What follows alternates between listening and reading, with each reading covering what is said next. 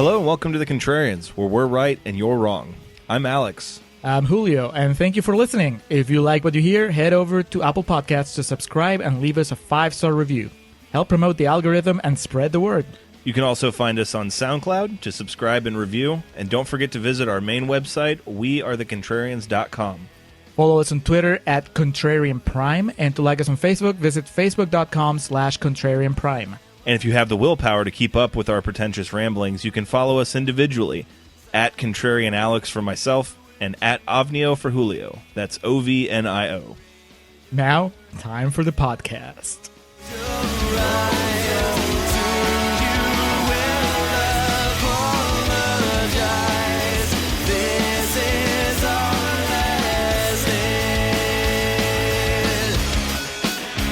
And we are recording for Birdman.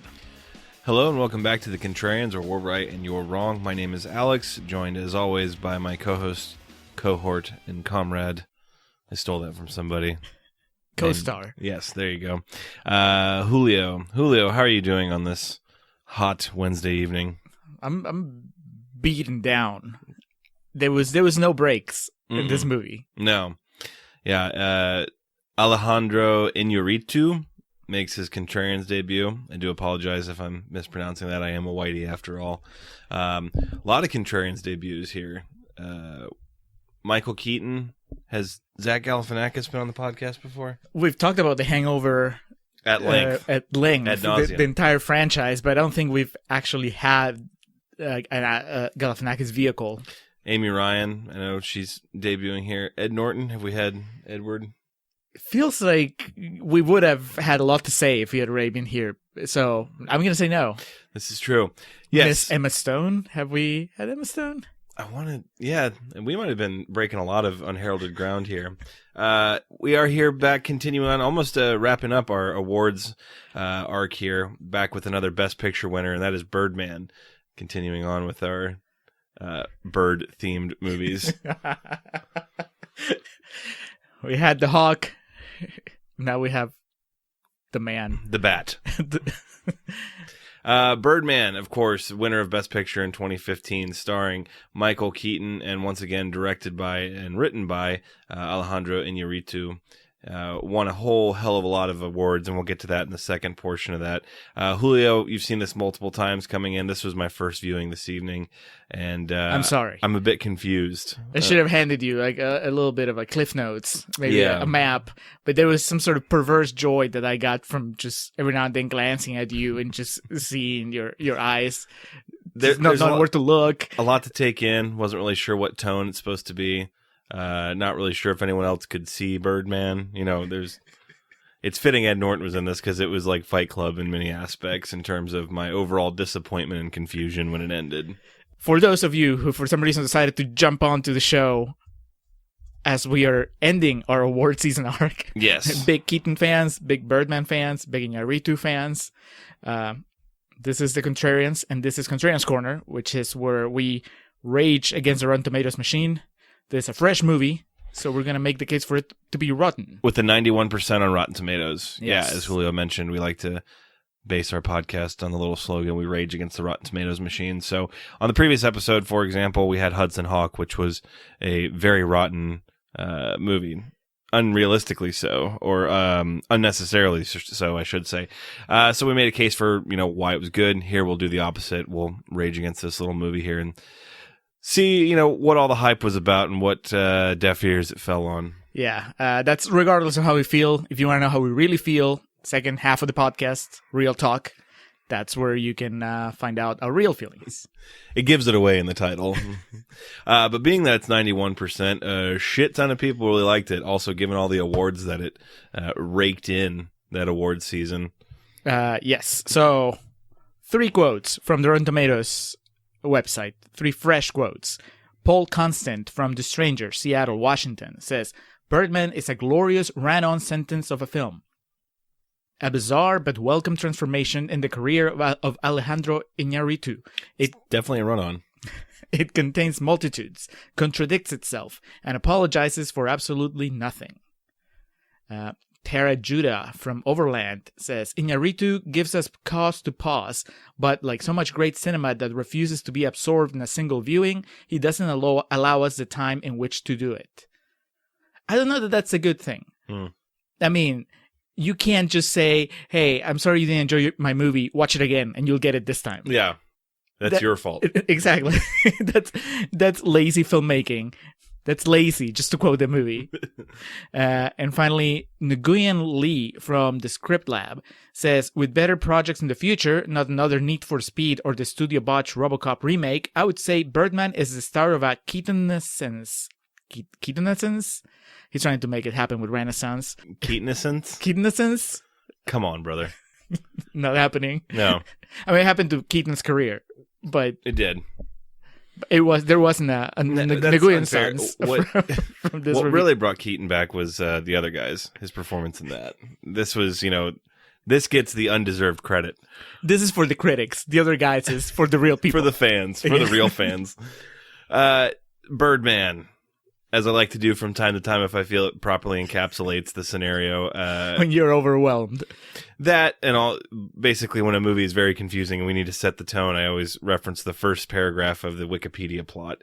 So we have here Regan Thomas, which someone calls him Reagan at one point. I was like, oh, was God. it Ed Norton? Because that's such an asshole move to pull. Just call somebody by a different name. Regan Thompson is a faded American actor who is famous for playing the superhero Birdman in a film trilogy in the 1990s. He is tormented by the mocking and critical internal voice of Birdman and frequently visualizes himself performing feats of levitation and telekinesis. Regan is trying to gain recognition as a serious actor for writing, directing, and starring in a Broadway adaptation of Raymond Carver's short story, What We Talk About When We Talk About Love.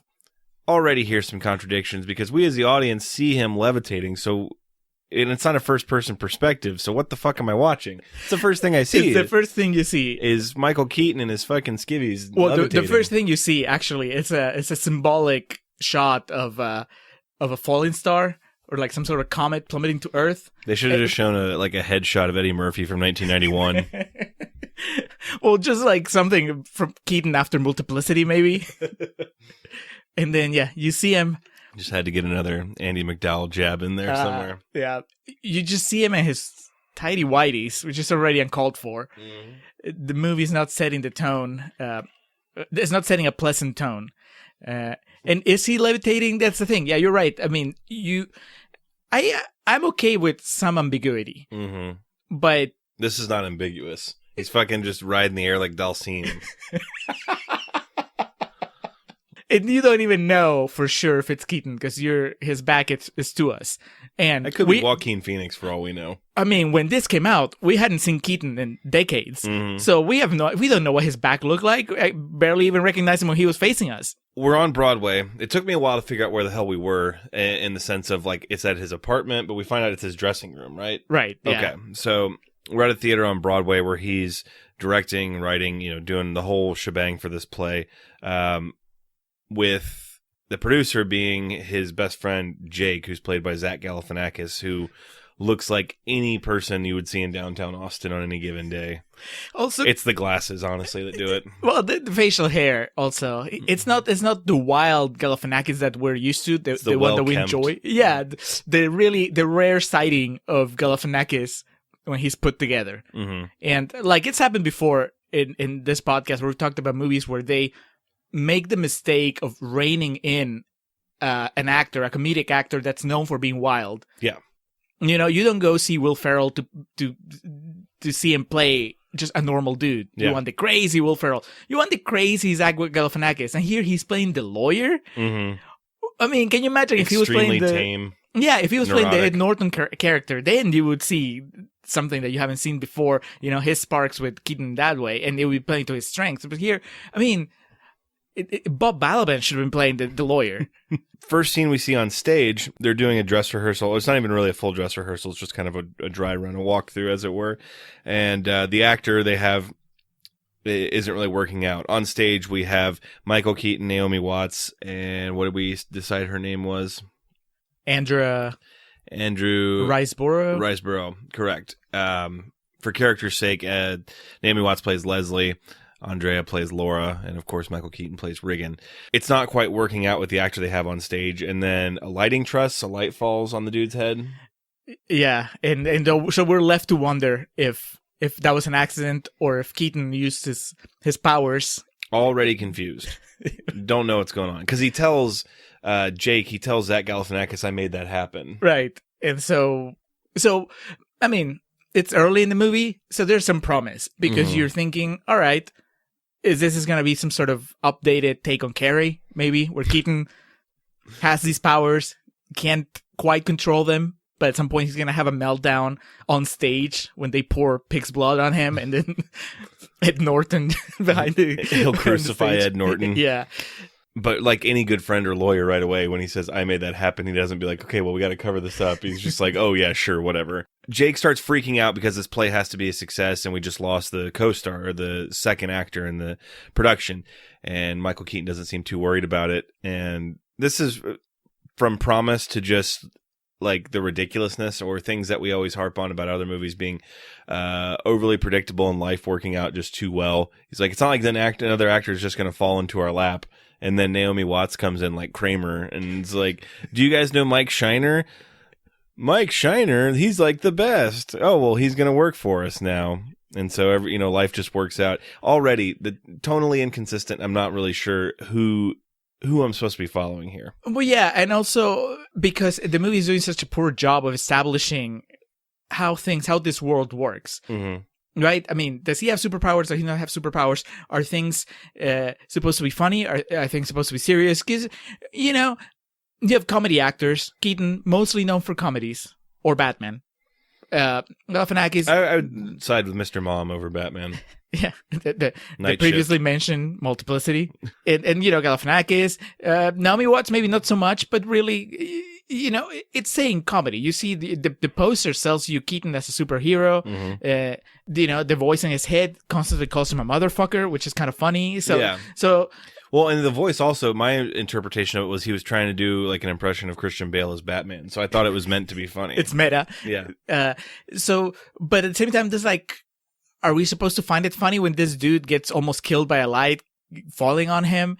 And then is it supposed to be funny that just when they say, well, how could we get another actor? Then another actor falls on their lap. Is that supposed to be funny, or are we supposed to take it seriously? Is this really happening in real life? Because like you said, life doesn't work that way. Or is it like a dream sequence, or right. What's going on? It's like when in the first episode of Friends, when Ross just says, "I just want to be married again," and then Rachel walks in with a wedding dress, and then Chandler goes, "And I want $1 million." That's from the very first episode? Yeah. That's the introduction with Rachel. She just fled her wedding. You know more about Friends than I do. Oh, so dude. I'll take your word for it.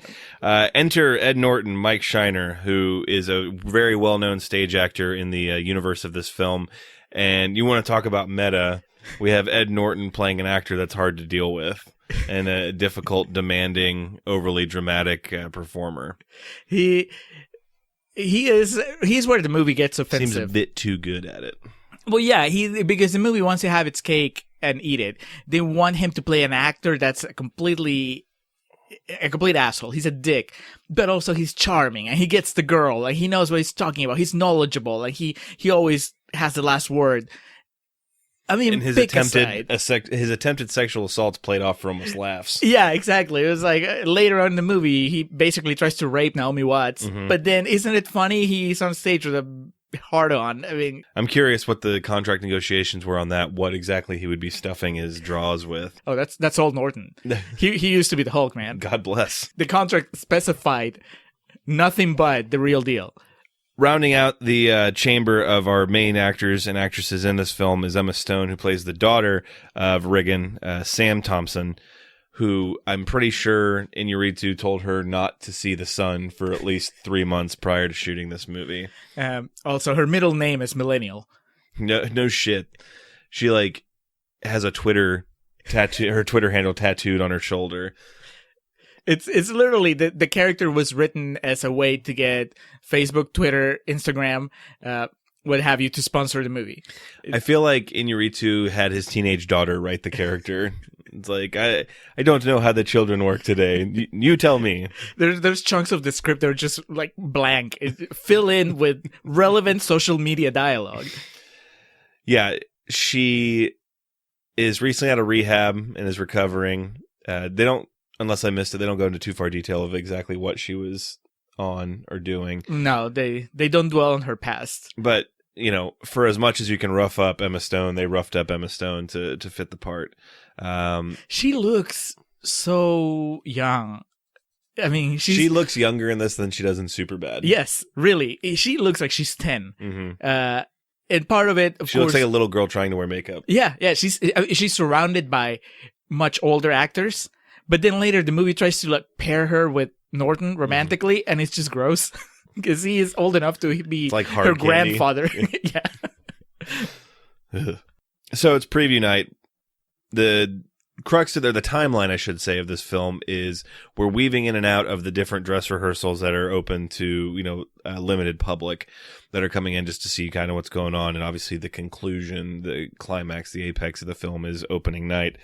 So, you know, they're kind of fine-tuning, trying to get things right. And on the first dress rehearsal, we see the Mike Shiner character, Ed Norton, lashes out. One, because they replaced his gin with water. water. He's a method actor, and so he really wants gin in there. But two, because he was already drunk going into it, and I think he just wanted to keep the party going and was mad that they took it away from him. So he kind of gets in like a pissing contest with Riggin on stage, and those that are in attendance are just kind of laughing at the amateur hour that's unfolding in front of them. Yeah, I think part of the reason this movie feels unfocused is because it shits on everyone, and in doing so, it's just all over the place, right? Because it makes fun or takes jabs at Hollywood actors, but also at theater and theater audiences, right? And critics. Like here, the audience, they even get, you know, Ed Norton says something like, "Oh, they just paid half price to see us rehearse, so fuck them." It's like, dude, there are people that actually do that. I mean, they did pay. Treat them with respect. Yeah, that's the smart pro wrestlers mentality. We already got their money, brother. Let's just walk through this. Following this, when Riggins regrouping in his dressing room, I think he's drinking a Stella Artois, which I really appreciated. I recognize the top, too. Yeah. We're introduced to Amy Ryan. I was going to say she rounded out, but she's not really a constant throughout this. I think she has like 3 scenes. Yeah. 2 or 3, yeah. And it was, I mean, even for 3 scenes only, it was so distracting. It's Holly Flax trying to be dramatic. Exactly. Yeah, it's The Office. It's right there, and you just can't. You have, for better or for worse, Ed Norton is a movie actor. Keaton, he may be comedic, but he's an actor. They've been in movies. Amy Ryan, you know, unless you recognize from way back in Gone Baby Gone, she's Holly. Yeah, she's Holly, and you just keep waiting for her to do something quirky and funny. Doesn't happen. I don't give a shit about her Holly Flax's real life problems. I don't care that she used to be married to Birdman. She has a mortgage. She doesn't like. She wants Emma Stone to be closer to Keaton. She takes baby aspirin to lower the risk of heart disease on a daily basis. So can we do some improv? She plays Sylvia Thompson. Here that has it listed as her last name still, but I got the impression that they were separated. Or divorced. Yeah, because Birdman was dicking down Laura, because doesn't she say early on that she's pregnant? Yeah, she thinks she's pregnant. Talking about something that goes fucking nowhere. About 20 minutes later, she's like, "I'm not pregnant." And it's like, just okay, kidding. then what was the fucking point of this? It's like they offered this actress a part, and then they realized they didn't really need her, so they had to just fill up the dead space with scenes that were devoted to her. Because she also makes out with Naomi Watts at some point. That goes nowhere. It does go nowhere, but I guess Andrea Riceborough had just had the words story arc, and that was her contract, so she needed something in there. Anyway. She was Andrea Filler Riceborough. In a more depressing narrative, we're trying to put a comedic spin on this, but this movie is essentially Michael Keaton's descent to suicide. And this is a morbid version of the 5 stages of grief, because here he's still optimistic and bright-eyed. He's like, no, it's going to be okay. We're going to do fine. He's also delusional, though. I mean, the voices in his head are really voices in his head. It's not just a cinematic tool, right? It's really as the movie goes on, it becomes clear that this man is not in his right mind. No. But it's also, you earlier when you were doing the credits, it says written by Alejandro Iñárritu, but I would think that there's Keaton's therapist must have been at least like a ghostwriter in it, because He was a script consultant. yeah, this is basically Or 2 she, hours. excuse me. Yeah. It's 2 hours of Michael Keaton just doing therapy. Every time Michael Keaton, Reagan, goes on a rant about something, it's just basically, you can see the parallels. It's just Michael Keaton bitching about Marvel movies, and Michael Keaton bitching about Hollywood typecasting him as Batman, and Michael Keaton bitching about, not being able to be taken seriously in roles.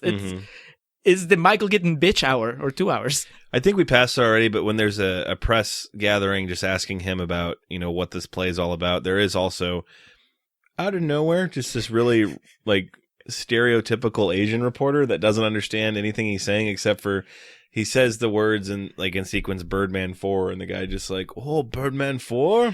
Exactly with that accent too.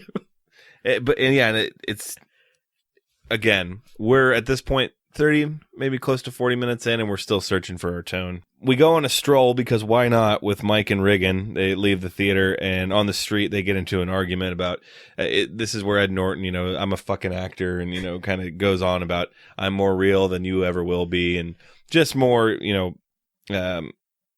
gunpowder in the cannon that's turned around and faced at Riggin. And then they go into the bar that neighbors the theater they're in. I didn't catch the name of the theater. It's clearly on Broadway because you see the Majestic across the street. Well, and Naomi Watts keeps making a point of saying that this is her Broadway debut. Naomi Watts doing her best Katharine Hepburn. We're on Broadway, we are. And they see the antagonist of this movie in the bar. The critic. In case you were wondering how Michael Keaton and Alejandro Iñárritu feel about critics, there's a character here that's going to make it really clear for you. The live action version of Ratatouille is what we're watching here. And the villain is Lindsay Duncan, who plays Tabitha Dickinson, who clearly has a drinking problem because every time we see her, she's just at the bar next door drinking. And her notepad is smaller than your eyes, and God knows what she's writing in there. But she is treated like, basically, it doesn't matter what anybody else writes. Lower than dirt. Oh, yeah, she's treated as like who's someone that everyone takes incredibly seriously. I would say Dave Meltzer for wrestling, but that means nothing to you. I mean, when he was in his time, Roger Ebert. Back in the day, except that Ebert could be a little mean, but not like this woman. Not like cartoon villain mean. Right. She literally tells Keaton at some point, I'm going to ruin your career. Yeah. I'm out to destroy you. I don't even care if the play is good or not. That's just... Who talks like that? That made me wonder about this of like, we kind of know these things about the seedy underbelly of the film industry. Obviously, I know all these things about the the underbelly of the wrestling industry. It's like, man, is the theater industry really this gross and rough around the edges? And I don't know. I haven't dabbled in the theater industry, the theater underbelly in Austin, which I'm sure it's much more hipsterish than the one I know. But back in College Station, I did my time at the community theater there. And the College Station newspaper critic for theater, he was a lovely guy. Pal around with you. He would never threaten your career or your life. He was also sober most of the time. It is not at all like the heartwarming arc in Hamlet 2, where Steve Coogan is obsessed with winning over the 5th grade reporter that reviews the local theater. No, this is vicious. Yeah. And it's really... clearly with an agenda against critics. It makes Ed Norton look good. It doesn't mean that the Norton character is a good person, but they just basically put him next to her, and he becomes a hero. Because they basically confront each other. Because he's doing something. Right, he's like the art. Yeah, and not just shitting on everything. Right, what are you doing? You're a critic. He quotes something that those that become critics are those that cannot do or something. Yeah, and those who can't be critics have a podcast. Hey. I'll have that placed on my LinkedIn page as like my personal quote. That's the kind of thing. If they remade Birdman now, it'd be a podcaster. It'd be or Emma Stone would be all about the podcasts. That's a good point. She'd be like, "Dad, did you listen to How Did This Get Made on Birdman? We need to get you a Maron's podcast." Oh man. I don't even know if Maron is relevant these days as far as like cutting edge what a hipster Emma Stone would. I think that's a few years ago. 'Cause Yeah. I think Glow got him late. Like I was like, like, oh, cool, Mark Maron, and then no one else really seemed to care. I think he peaked when he interviewed Obama, and then he just, in the Trump era, nobody cares. Just rode off into the sunset. Back to the theater.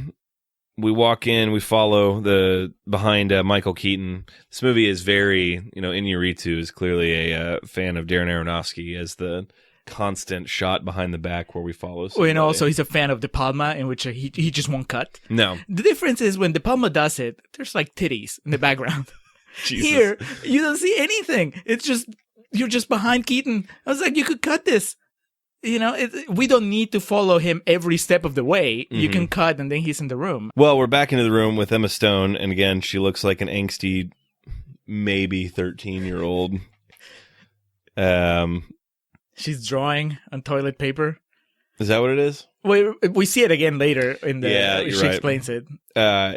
The point of this scene is Michael Keaton finds a joint, meaning that she's potentially off the wagon. She's relapsed. She's relapsed. Oh my god, that gateway drug. She's back on the cush. The reefer. They get into a fight, and basically Emma Stone just goes off and goes on this big millennial spiel. One, doesn't she demonize him here for not having like a Twitter or a Facebook? You don't even have a Facebook. Yeah. And then just talks about how he's not relevant and never will be, and nothing matters and no one matters. And it's extremely pessimistic viewpoint. I know that by definition, and I believe you as well are a millennial. I think, yes, in spirit, on though, paper, yeah. but in spirit, I'm still always going to be a Len, steal my sunshine person. So, I try to always find the positives in life. And I'm always time displaced because I grew up in Peru, so it doesn't apply. Y'all had just gotten Happy Days when you were 14. Exactly. So. It's a different set of references. But she's so uptight, so angry here. I think it shows in Keaton's performance. After she emasculates him for like 5 minutes, he goes, man, you really need that joint. You could use some weed and just relax. Dress rehearsal goes back about. This is what we had made allusion to a bit earlier. Mike is in bed. They're on set with Naomi Watts, and they're covered up, basically getting ready for the next scene. And he says that he believes he's getting hard, makes her grab it, and then says, let's actually fuck. It'd be so realistic or good for art. And then attempts to, and Naomi Watts, to her credit, just tells him to get the fuck off. And then, like with any good situation, Michael Keaton shows up with a gun and he goes on his closing monologue from the play that we hear, I think, probably like 3 or 4 times throughout the movie. Yeah. And again, each one becomes more depressing following his descent into madness. Well, part of what's depressing, and I don't really want to gloss over the sexual assault. We'll get back to that. But what's depressing about Keaton's performance is that it's not good. It's Michael Keaton gets an Oscar nomination for this. I've seen him be so much better in other movies. Yes, he maybe has the most screen time ever in this movie, but his performance is not that great. And I think that both him and Iñárritu are confusing the fact that maybe Reagan is not supposed to be a good actor. Mm-hmm. But Keaton, the actor, still has to give us a good performance.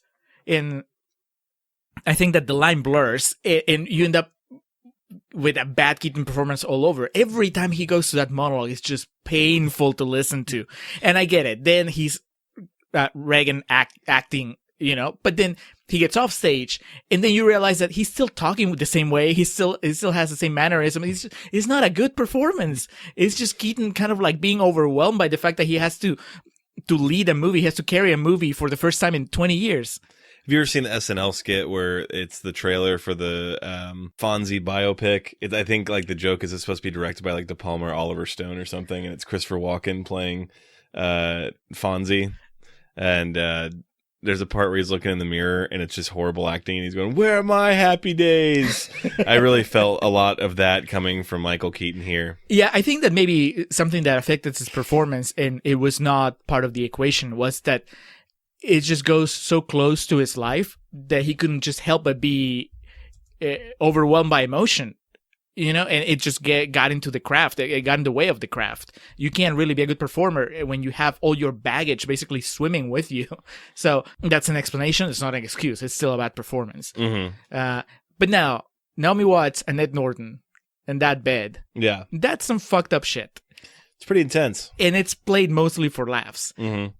That is irresponsible today, and it was irresponsible, 4 years ago? 5 years ago? 5, yeah. Or it's going to be 6 years ago this year. Wait, no, I'm horrible at math. 5 years ago, I'm sorry. Yeah, so it's unnecessary. It doesn't even pay off.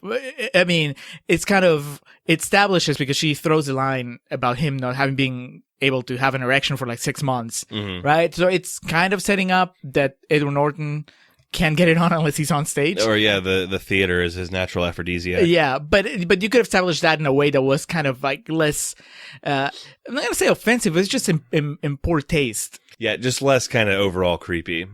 Less distracting even, because I think it really takes away from, in a good case though, because you're not so enamored with Michael Keaton's just vanilla delivery here. But maybe we had focused more on him, coach him a little more, Iñárritu, on this performance, and maybe forget about all the extra stuff.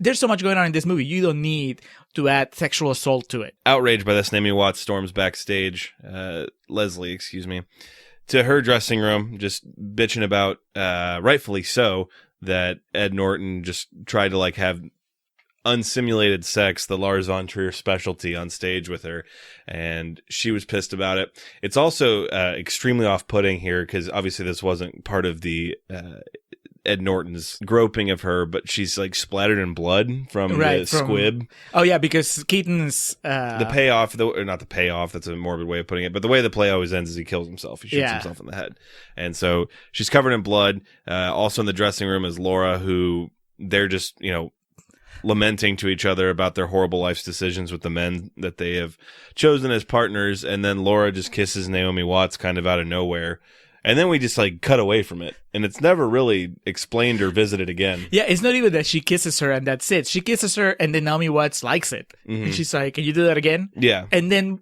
it was never referenced again in the movie. Nope, you didn't even see them holding hands in the background later.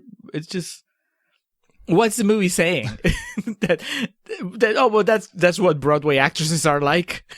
This is how we get by. Yeah, Broadway actresses got to stick together. We follow Mike, Ed Norton, up onto the rooftop where he finds Sam. She's sitting on the ledge there. I'm assuming that's supposed to be some symbolism, man. And they just have a very weird high schooly, very creepy, in Ed Norton's case, game of truth or dare. Well, yeah, this dude is at least 30 years her senior. Aesthetically, yes. Yeah. There's some mileage on Ed Norton's face. All that acting, it doesn't come for free. It takes its soul. She's trying to turn this into a sultry, steamy game of truth or dare, and he's really not having any of it. But he's not having any of it because he's just so cool. It doesn't feel like this is a responsible adult saying... He's really rocking the James Dean hair and coat, and he's got the cigarette, and he's so tortured. He's like, "I wish I could see the world the way you see it." He's not a responsible adult that's putting a stop to this and going "Hey, maybe I should take you back to your dad's." Yeah. He was basically 2 seconds away from saying, "Boy, if I was 25 years younger." Wink. We go to the next day, the first press, I believe it was the New York Times, in which Mike Shiner did an interview, basically explaining what he feels the play is going to do, and also he drops the, played for laughs line of, he hopes Birdman doesn't drop an egg or something like that. And this sends Michael Keaton into a rage. Well, he also steals Keaton's...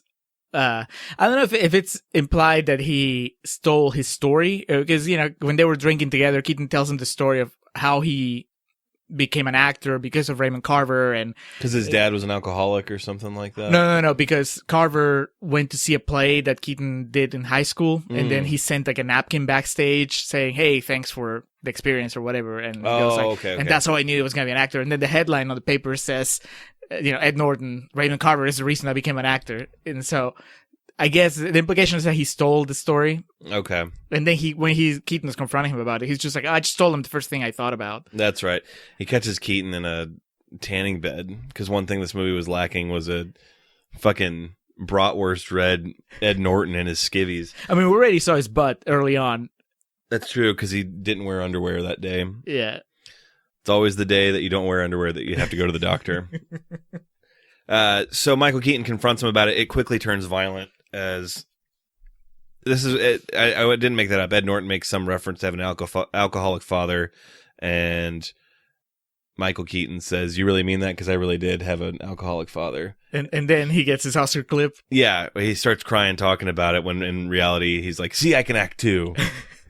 It's a goddamn game of bait and switch these two are playing. I hate it because we're way past the halfway point, and I just need the movie to tell me what's what, and I need to have my feet planted on the ground. And if at this point, out of nowhere, you're deciding to establish that Keaton is a good actor, after all, despite what we've seen on stage, then I can't even trust my eyes. You know, it's like whenever we see him interacting with someone, is he being honest? Is he being sincere? Or is he being like he's being with Ed Norton? The scene, he's just being manipulative and just kind of fucking with him. Mm-hmm. It's too late in the game to introduce that aspect to his character, especially when the Edward Norton character already does that. Mm-hmm. So because of this, they size each other up. They fucking size up like Jim Jeffries or John Sullivan with their old-timey boxing stances. And it's really not too much of a fight to speak of. Considering it's Batman versus the Hulk, it's really underwhelming. If this was in the schoolyard, you'd kind of be like, let's go see what's for dessert. One punch gets thrown. Yeah. And then it's just some sloppy wrestling on the ground. And Ed Norton's, what are you going to replace me with, Ryan Gosling? I guess that was topical at the time, as Ryan Gosling is prone to be. Every few years, Ryan Gosling is trending. The internal dialogue is starting to take over. It's really starting to fucking drive Riggin crazy. He has a complete meltdown in his dressing room, starts throwing shit all over the place. He trashes the Birdman poster that the crew gave him. He's using his telekinesis also to destroy shit while all this is going on, but then also picking things up. Zach Galifianakis pokes his head in because we haven't seen him for a while. And then I can't tell if we see what he sees, because now it's Michael Keaton throwing shit everywhere. Again, just a confusing piece here, but he sees his alleged best friend having this clear meltdown, and what does he do? He just puts more pressure on him. Yeah, he mispronounces Scorsese's name, which, come on, man. You're in the industry. You should get at least that one right. Yeah. He says Martin Scorsese is coming to the show. And that right there wasn't a red flag for Michael Keaton. He's just like, oh, okay. Yeah, he tells him we're sold out. There's a line like 3 blocks around the street. Instead of just saying, hey, are you okay? Do we need to call this thing off? I wish that they'd done... this is almost just too nitpicky, but it may be because we're in the era of superhero movies and all that stuff, but really... Oh, joy. What the hell does telekinesis have to do with birds? Why is Birdman telekinetic? Well, I understand the flying part, but then everything else that he does when he uses his powers in this movie has nothing to do with what you would think when you learn that he's... Yeah, I mean, it's like, he's Birdman. Okay, maybe if he grew... feathers, or he had like claws or talons rather. There you go. You know, if he was just trashing his dressing room with talons, that would be different. We get Mike and Sam part 2 back on the rooftop. This is after the fight, and he basically wants to know why she hates him so much. The worst thing that he did. This is the pedophile going for the kill. Jesus. She explains that he wasn't there for her when she was growing up, and that in return he just tried to make her feel special, and it somehow leads to a kiss between the two of them. And Norton goes, but you are special. You're beautiful. God, that's right. They go in for the kiss, or she goes to kiss him, and Norton tries to do the James Dean, I can't. He does the Pacino. Don't. I mean, he doesn't fight it too hard. He just kind of briefly shakes his head, and Sam goes to talk away, and then she turns back and says truth or dare, and he says truth, and she goes no, and then asks him again, and it's a bit rough around the edges. It's a bit muddy waters we're dealing with here, because he follows her inside, and then they presumably begin to have coitus above the theater. Yeah. She knew that it would work as long... Maybe he doesn't have to be on stage. It also works if he's above the stage, because they're like where the lights are or something, right? Yeah. He just saw that stage below him and just... The entire time they're having sex, he's just staring at the audience or at the seats in the front. It's like fucking American Psycho. Just instead of the mirror, it's just dead set on the audience. Just eyeing Lindsay Duncan in the crowd taking notes. It is the last dress rehearsal before opening night.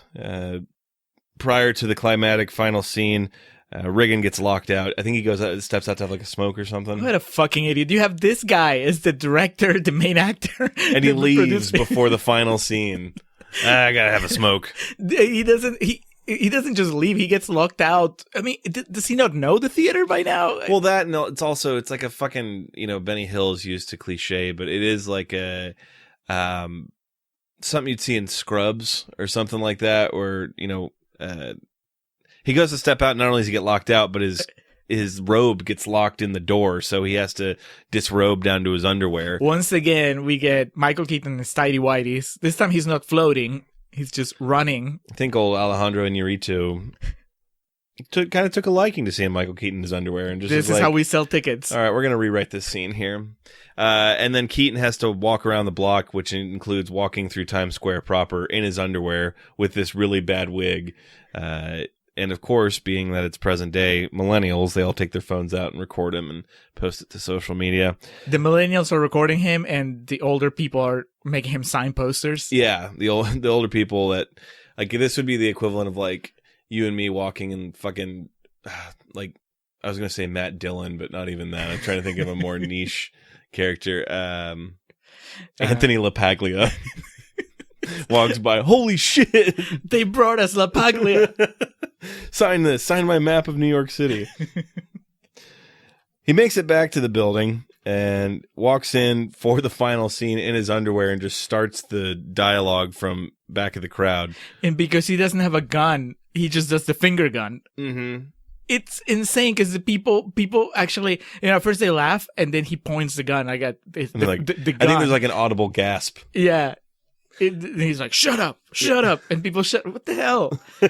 This is not, I've never been to Broadway, but I can't imagine that New Yorkers fall for that shit. Yeah, but this is like bad improv comedy. And the Regal audience is just lapping it up, which is, I guess it could be just another layer of commentary on the shit that mainstream audiences just accept as art now. Right, but make up your mind. Are you making fun of Reagan, of Keaton, of the system, or the audience, or what? I mean, what do you like in Iñárritu? I almost understand Keaton just going into this project to exercise his demons. Mm-hmm. I don't get what the filmmaker, the man behind it all, what is he gaining from this? What was driving him to make this movie? What came out of it? Mm-hmm. I mean, by the time we get to the ending, nothing makes sense. Yeah. So after the show, Riggin goes next door to the bar to have a drink the final night before opening night. Tomorrow's the fucking show. And he goes to buy a drink for, again, Tabitha Dickinson, the critic. Goes over to kind of talk to her about it, and that's where she, to your point earlier, just says, I'm going to fucking bury your play no matter if it's good or bad, because I hate you and your type. And then she goes on this tangent about, basically just demonizing big blockbuster movies and people that just take advantage of the system and measure their worth in weekend grosses. And I was kind of on board with that, and then she started talking shit about cartoons and porn, and I was like, all right, well, come on now. But also the entitlement, because in the end she goes, this is my town and Hollywood is not coming here. Yeah. Over my dead body. Entitled much. And then Keaton just rips her apart, looks at her little notepad there and says, what's the word? Labels.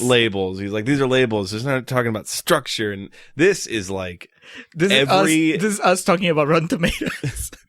Well, also the performance here is every comedian's impression of Michael Keaton. Is him doing the hand movements and the crazy eyebrows. And, he was one step away from, you want to get nuts? Come on.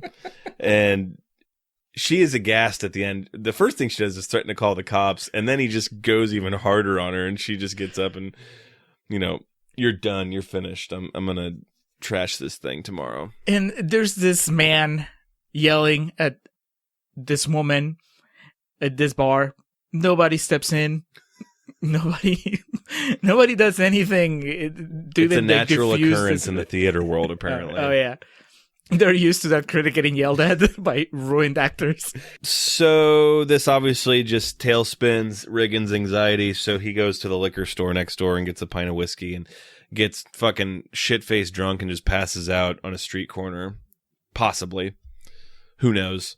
And then he wakes up the next day and we have like this intense hallucination scene where I've been really hungover before where like I can envision things. So I'm pretty sure that's what happened. But is here. it a hallucination? It's not like the movie ever really tells us for sure. They don't. But what he starts hearing the internal dialogue in his head is, fuck this theater shit. Let's make the fourth Birdman. We'll make billions. You'll be a million eyes will see you. And during this, we're kind of getting visions of what that movie would look like. Right. And there's like a big monster attacking the city. Mm-hmm. And he's there as Birdman, kind of outside, a la Nicky Six when he OD'd on heroin and hovered above his own body and saw himself. That's what we're getting here. Yeah. So it's the first time that we see Birdman in motion. We've seen him in the poster plenty of times when we heard his voice, but this is finally him stepping out from inside Keaton's head and addressing him. And he looks pretty shitty. Yeah. He's kind of flying / hovering behind him as he talks, and it's like...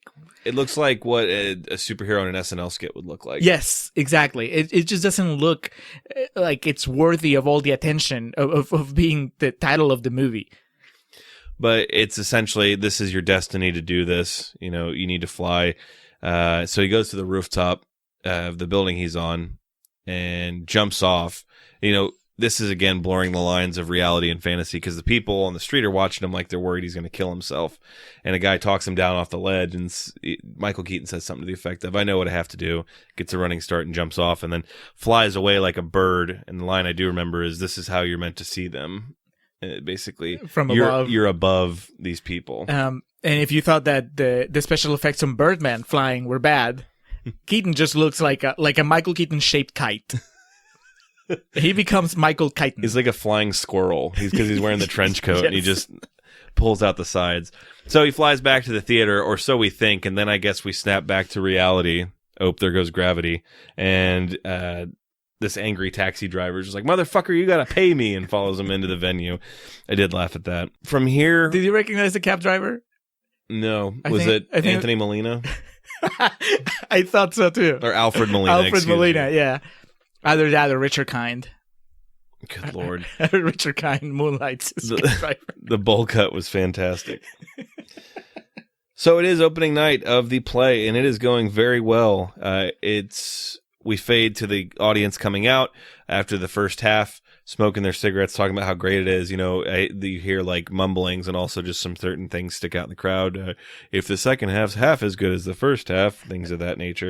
The show is called What We Talk About When We Talk About Love, right? And I don't know if you caught it. Some douchebag from the audience says, what do we talk about when we talk about Reagan? Oh, God. That was some fucking Rotten Tomatoes critic just getting his blurb ready. After the first act concludes, it's going very well, and we go back to Reagan's locker room where he's just laying on his counter. He's clearly contemplative and processing a lot. Amy Ryan comes in. How is this not the biggest red flag for anyone? No. Unbelievable. Amy Ryan comes in, and what happens is Michael Keaton admits to her that he once tried to kill himself, but was attacked. He tried to drown himself, and he was attacked by jellyfish and ran out. And he apparently has never told anybody this, and she's just kind of like, oh, okay. Okay, I guess I'm going to leave you alone now. Yeah. Well, good luck. Break a leg. She does kiss him, though, and leaves. Keaton suits up for the final act, puts on the bad wig and the outfit he'll be wearing, and throughout the movie, there's been the finger gun. There was a very obvious toy gun he used as a prop, but for this, he pulls out a real fucking gun, and it's actually quite terrifying. It's a hand cannon. It is a large gun. So, hits the stage, does his closing monologue about how, you don't love me. Does anyone love me? I don't matter. I don't really exist. Puts the gun to his head and pulls the trigger as he's done before, but difference being it wasn't a squib that went off this time. Not that anybody cares. No. Because the audience is fucking stupid, and they can't tell when somebody's brains are blown for real. Yeah. Well, I guess technically his brains wouldn't splatter because he ends up blowing his nose. He shot his nose off, but still... They just kind of look at him and give a standing ovation. And it's like, it's not a movie. It's theater. I mean, you should be able to tell when somebody shoots himself for real. Yeah. And also the sound of a gun is very distinctive. And fucking Tabitha just gets up and like walks away in what appears to be disgust. We learn that it's not. Oh. Fade to black, fade in a hotel room overlooking Central Park. You can see the Empire State Building. Yeah. Well, first the movie breaks its gimmick. Iñárritu 5 minutes away from the end credits, couldn't keep it any longer, couldn't keep it going, and then he finally cuts, and we get like a bunch of just shots of like the parade and this is just like fucking Tree of Life shit. Yeah, we get a bunch of dying jellyfish on the ocean, a tree on fire, a shooting star. Yeah, they start going both ways. First you see it going up, then you see it going down. Get to the point. You see Batman 89, then again, multiplicity. You're going to get that one over if it's the last thing you do. Wake up in, again, a hotel room overlooking Central Park. Amy Ryan's in the hotel. There's a bunch of flowers. Zach Galifianakis enters the room.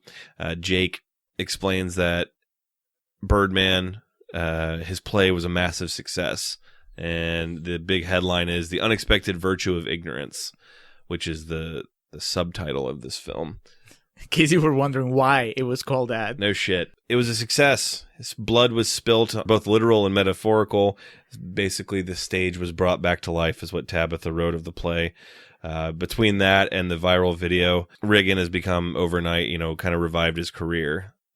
Which is insane because even if you're assuming that Iñárritu saying that the audience is stupid and they will buy anything or whatever, it's not like he can pull this off on every performance. This is like a one and done. He can't like shoot his nose off again. And yet Galifianakis is going like, oh, this play is gonna go everywhere. We're gonna open in London and Japan and wherever. But it's a shitty play with a shitty actor. The only thing that it had going for it is a gimmick that can only be done once. Yeah, exactly. It's dude shot himself. That's why people cared. And Amy Ryan wonders if it's a suicide attempt or actually what it was. And they said the woman, always a party pooper. They said they got him a new nose. He'll be fine. So, as a guy that possibly just tried to kill himself, they just leave him alone in his hospital room. Well, first Emma Stone brings him flowers and tells him that she just started a Twitter account for him. That's right. And she posted a picture of him on there. So she leaves. Michael Keaton goes in to take off his bandage and reveal his horrifying new nose where he looks like fucking, who did I say? Rob Schneider's like dad. It was terrifying. But he also sees, for the final time in the movie, Birdman, who's just sitting on the toilet in the hospital room bathroom. He then goes to the window and sees the birds flying away, and I guess he sees this as his destiny as he opens the window, and then... Maybe he can tell what we've been talking about, which is like, you can't pull this off again. Yeah. He knows it's time. Exit stage left while they're still applauding. So he gets on the window, so opens the window, which I don't know why you'd be able to open a window that high in a New York City hospital, but that's here nor there. Opens the window, steps onto the ledge. We don't see him jump, but Emma Stone comes back in the room and is like, Dad? And starts panicking, and then sees the window open, runs and looks down in terror, slowly looks up, smiles. Birdman. They didn't even have the balls to give us a real ending. No. I mean, they fucked with us for 2 hours. They did not... It's the top spinning at the end of Inception. Yes, except that Inception had at least an actual story and characters going on. It was not somebody's thinly veiled attempt at therapy. It had a story. There was a heist. Multiple heists. Here, there's no like big JGL fight in slow motion. It's just... Damn it's shame. just Keaton ranting, and then we don't even know. What are we supposed to take out of that ending? That he has superpowers? That she saw him like ascending to heaven? Was she high? He got stuck in a tree. She should have like shaken her head while she smiled. Oh, Dad. Yeah. And then Someday by Sugar Ray plays over the credits. Yeah, there's no better way to end a movie that's totally inconsistent without a definitive ending. And it's just... I mean, they run out of material. You can only exploit Michael Keaton's real life suffering for so long. The dude's still alive. They were gonna end it with her looking down in terror and screaming, but then Iñárritu changed his mind at the last minute, so he's down on the street going, "Look up, look up."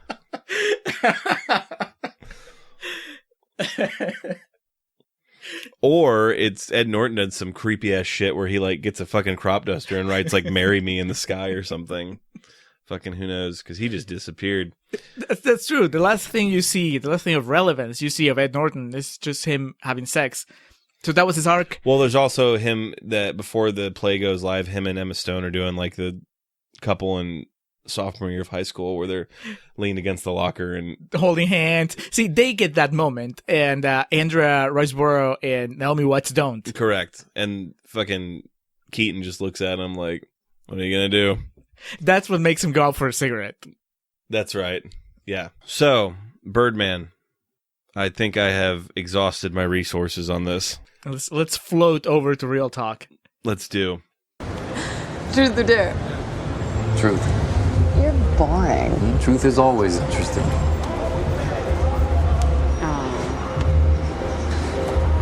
Do you want to fool around with me? No. Really? Why not? That's a second question. It's a second part. I'd be afraid I couldn't get it up. That didn't seem to be a problem for you on stage. That's because nothing is a problem for me on stage. I want to ask another question. You already asked another question. One more. Go ahead. If you weren't afraid, what would you want to do to me?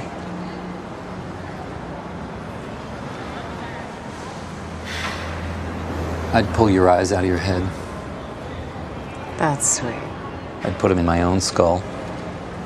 I'd look around so I could see this street the way I used to when I was your age. All right, and we are recording for Real Talk for Birdman, or The Unexpected Virtue of Ignorance. All right. Closing a big gap in my modern film history here, and I'm very happy to say we did so. Birdman is one hell of a film. It was released it premiered in Venice, apparently, in August of 2014. Was released on October 17th in the United States in 2014. Had a budget of $18 million, which I was going to say seems kind of modest, but it seems like the filmmaking was pretty simplistic, so it wasn't. Yeah, and maybe this is one of those prestige projects where people took significant pay cuts. Yeah, like Edward Norton was not asking for Hulk money. Yeah. The box office return of a bit over $100 million, because I remember this being one of those that really, after it won, is when everyone went out to the theater to see it. Of course, as we mentioned, directed by Alejandro Iñárritu, written by Alejandro, also, there's no way I can pronounce these names, Nicholas Giacoboni, Alexander Dinelares, and Armando Bo. Got that one. Are those Keaton's therapists? Apparently.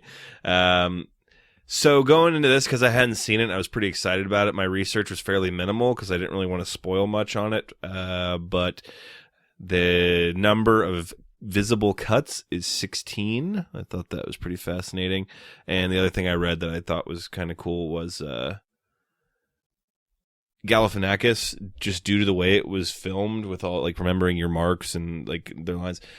A lot of his flubbing of lines in this are legitimate, but Iñárritu just liked him so much he kept him in. So Scorsese is a thing? Was not an acting choice? Safe to say. And they only filmed it in like 2 months. It was something pretty quick.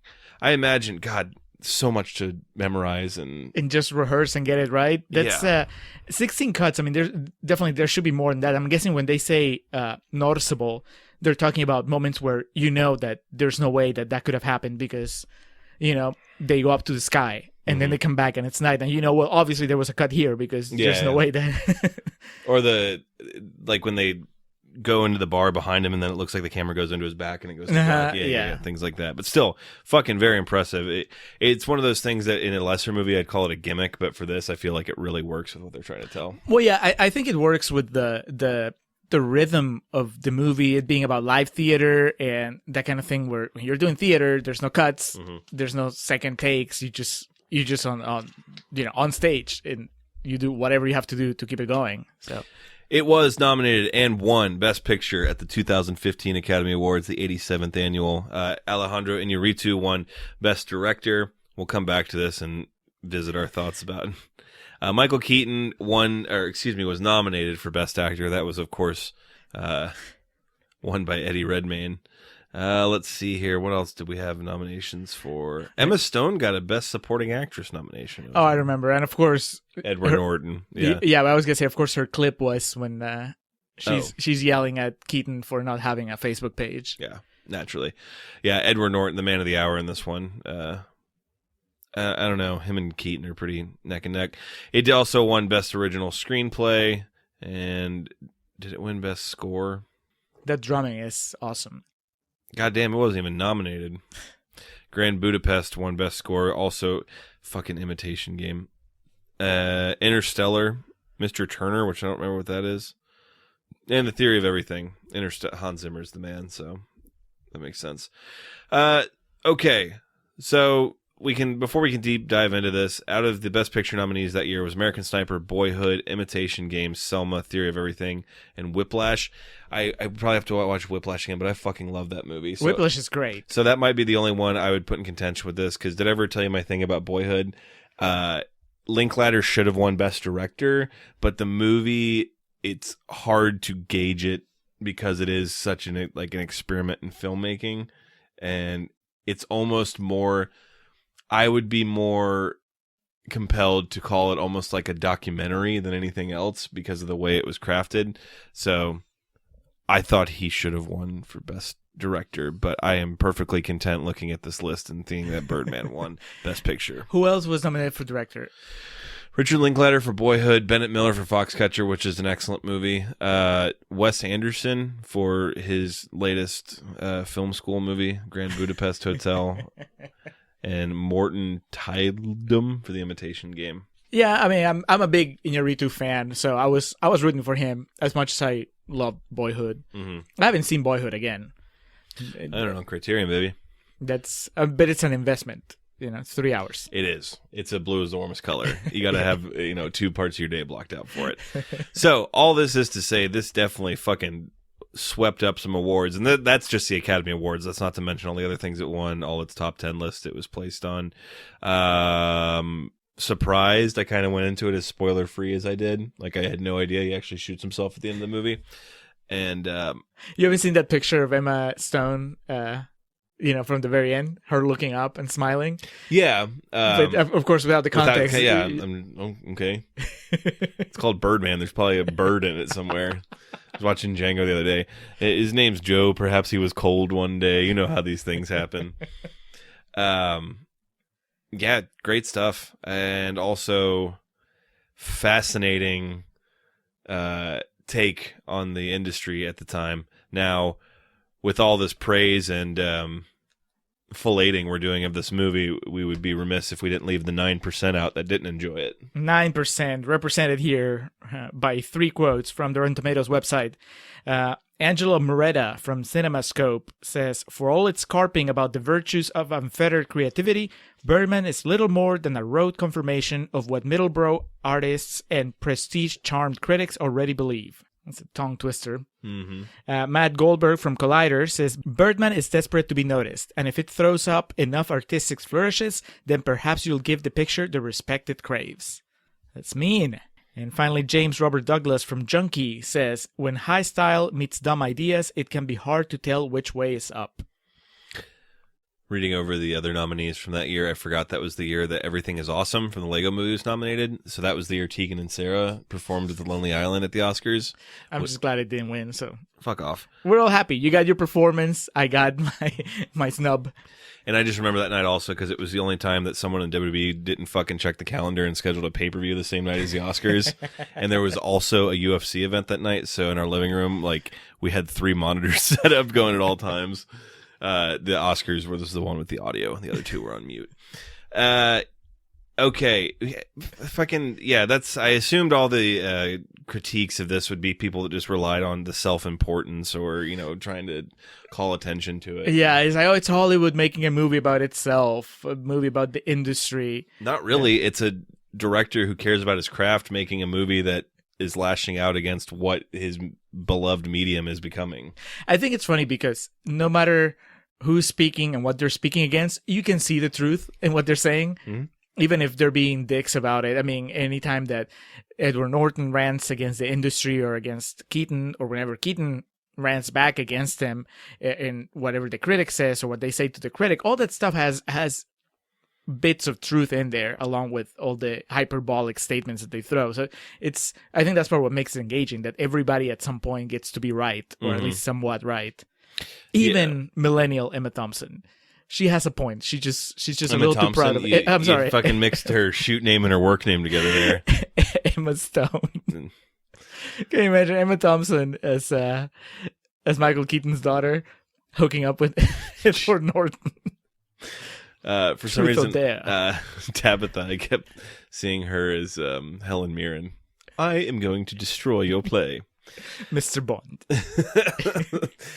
Yeah, it's I agree with I didn't want to be like fuck yeah at a lot of it, but like the whole sequence of him saying, you know, the hangover, fever dream, whatever you want to call it, when he's just talking about like fuck this art stuff, you know, you can do this, it's so much easier, and it's, you know, that's always been my thing. I understand why, and that goes out of its way to explain why that is. You'll make all this money, billions of people will see it, you know, you get to save the world, that type of thing. But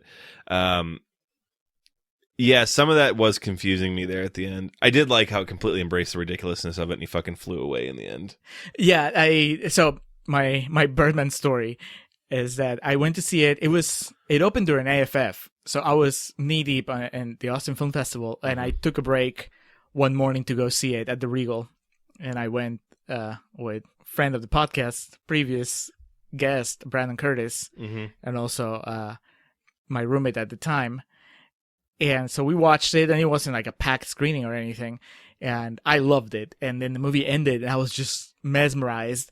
And we were just sitting there through the credits, and there's these like 3 older ladies sitting all the way at the back of the theater. And as we were exiting after the credits are over, I was, you know, just excited talking to them about it. And it was clear that I enjoyed the movie. So the 2 ladies are still sitting down. And one of them looks up to me, and she goes, "So did you like it?" And I'm like, "Yeah, I thought it was awesome." And she's like, "Okay, can you explain the ending to me?" And I don't remember what I told her. I mean, I'm sure it was something that I believed. It's not like I completely bullshitted her, but it's not like I actually could tell you, oh, I am for sure, like 100% know what happened. Yeah. You know, what it means. I think as we were watching it this time, and just thinking back at that first time that I watched it, I think that the main feeling I got was that behind what seems to be happening, which is that she sees her father fly, I think you could read that, oh, she's seeing her father for the first time in a way that she didn't see him the entire movie. Yeah. You know, she has seen him, even when she's being nice to him, she sees him as a has-been, and then suddenly in that look that she's giving at whatever she's seeing at the end of the movie, she finally sees him as somebody else, as something, you know, that's grown, something that's worthy of appreciation, all that stuff. So I'm happy with that explanation. I'll need it more explained than that. But there's some crazy theories. I mean, I've seen this movie a few times, and there's one theory that says that he actually drowned, that the jellyfish killed him, and that those flashes that you see before he wakes up in the hospital after shooting himself is really what he sees right before he dies. So the entire movie is a hallucination that happened to him as he was dying because jellyfish drowned him. Interesting. I mean, that's a bit out there. It's out there, but I mean, if that makes you happy, I understand the need for some sort of closure. I need to know what happened at the end. You know, I don't. I mean, I think that as far as I get thematic closure, I don't need to know the specifics of what's exactly happening. You know, I mean, I don't think that he has powers at any point during the movie. No.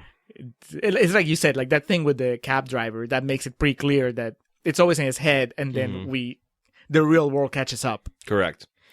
Yeah. I did catch this here also because I called it out just randomly where I stopped on the page. The reason it was conspicuously left out of Best Original Score is because there's a rule in the Academy Awards that if it contains over a half hour of non-original music, then it can't be nominated for Best Original. So the music that he hears when he's flying, and that's like already created classical music. Yeah. So I got some closure on that. Yeah. How do you feel about the parallels between what we perceive as Michael Keaton's life and career and this character. Oh, that's what it's like. The Wrestler. That's what makes it so compelling. Right? Like it wouldn't be half of the movie that it was if it wasn't for that. I mean, I don't think Michael Keaton hates Batman, but Paid for a couple of houses. Yeah. and he did have a career. I mean, I don't know what there is some time missing. I remember there were some years where Michael Keaton was not doing anything. But I don't know if that's just him doing a Rick Moranis and just taking a step back from the industry, or if it was it's not like his career tanked. It's not like he never had anything after that. But it certainly makes for an interesting narrative and also interpretation in the viewer's mind, which is like, oh, maybe he did feel this way, that type of thing. There's something extra when you see Michael Keaton giving those speeches against superheroes and Marvel movies. And just Preach, brother. I'm with you. Because, Batman's fucking better than any of those Marvel movies. Fuck you. Come on. Keaton Batmans? it They're to be okay. true. Okay, the first one, Batman Returns, is like, you want to talk about a fever dream. That's that entire movie. I recall liking the second one better. Wow. Yeah, I'm just gonna move Catwoman right past sexy. this. Well, duh. That Penguin one- sexy too. I mean, if you're into that kind of stuff, if you're into Danny DeVito. Where his premise is to just figure out how to get all the kids in the sewer, and then he doesn't really know what he's going to do with them. I mean, checks out for a crazy Batman That's villain. true. That's the easiest way to argue it. Tim Burton's like, yeah, he's crazy. Dedoy. He looks like a penguin. I'm going to need to rewatch this, though. I definitely want to do that to kind of try to pick up on more. I was just kind of trying to take it all in.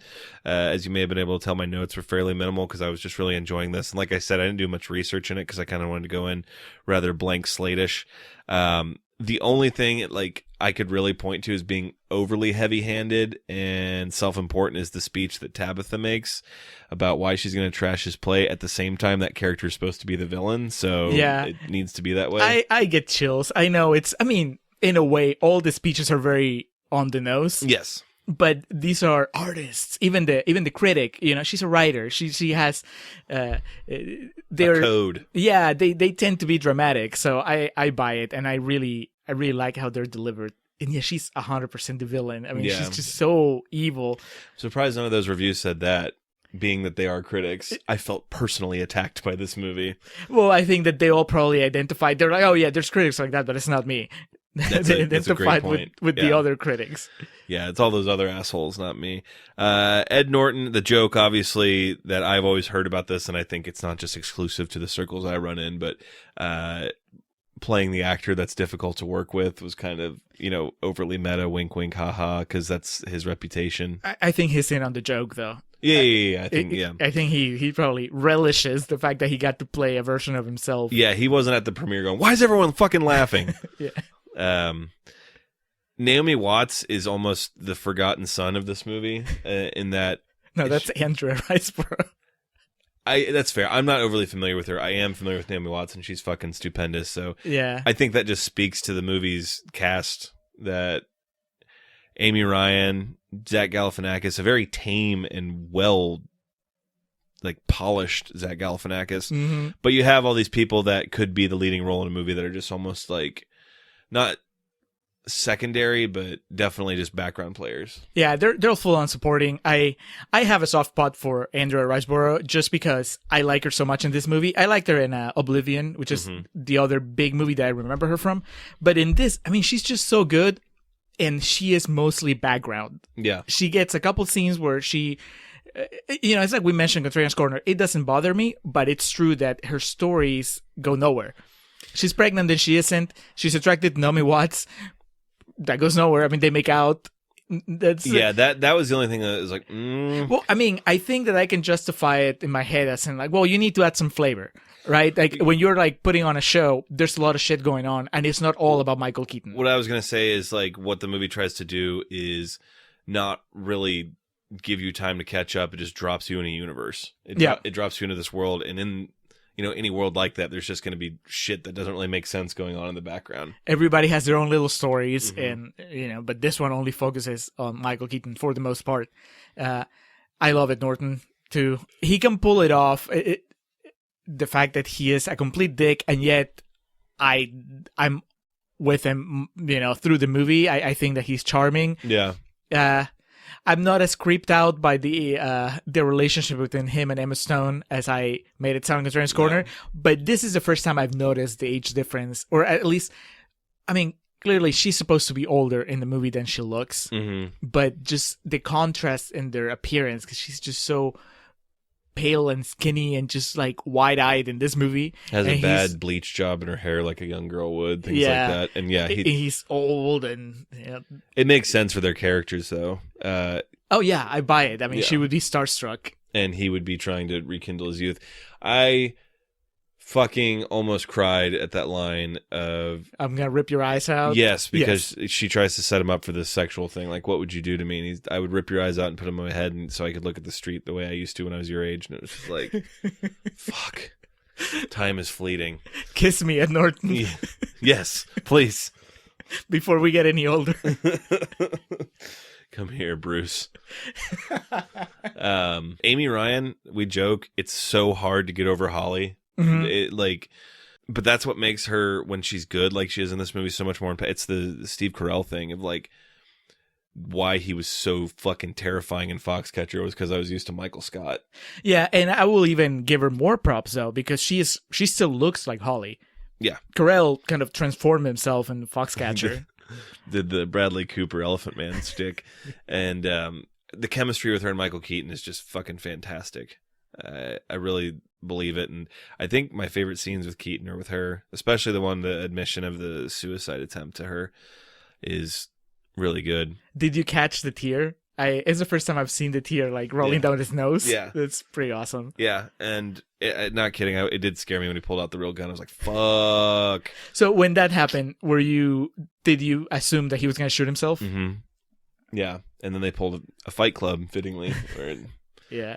I guess it was to show his dedication to the craft, but also I guess you could interpret it as he did want to kill himself, but then he backed out of it. I was going to ask you that. Do you think that he was going to kill himself? Because especially now, now that I've watched it a few times, I was 100% convinced that, oh, no, he's known for a while that he was going to kill himself. I mean, from the moment that he has the big Birdman hallucination, I think that he comes to terms with the fact that this is it. Yeah. He's never going to be respected in the theater, but he doesn't want to go back to be Birdman, so let's just go out with a bang. Literally. Yeah.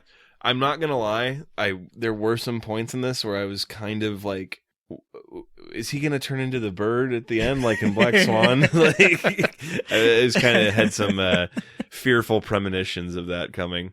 So the ending definitely was startling, but so then when he just comes to again, mm-hmm. I think the jellyfish and the falling star, I think that's supposed to be like, I think him dying, but then he comes back to. Right. Yeah. You just see your life flash through your eyes, mm-hmm. or you see some stuff flash through your eyes. I guess I didn't get the symbolism of Birdman taking a shit at the end. Well, to me, the main thing is not so much that he's taking a shit, but he's quiet. Mm-hmm. It's the first time in the movie that you've seen him and he's not talking. Okay. So does it mean that he's at peace finally? That he's reached some sort of peace and he's confident in himself in a way that he wasn't confident in the entire movie? Okay.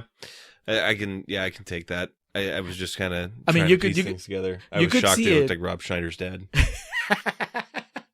I wrote Rob Schneider is so much better. I wrote Brad Garrett.